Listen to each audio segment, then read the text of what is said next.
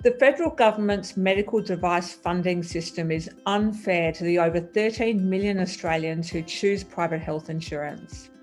Prices for commonly used medical devices like hip replacements and heart stents are set with no transparency, no market mechanisms, no consideration for the hugely inflated prices on consumers. Big Medtech should not be able to get away with funneling excessive profits taken out of consumers' health fund benefits offshore.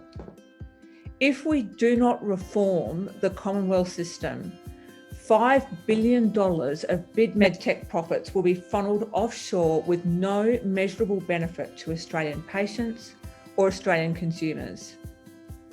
Australians deserve better than this.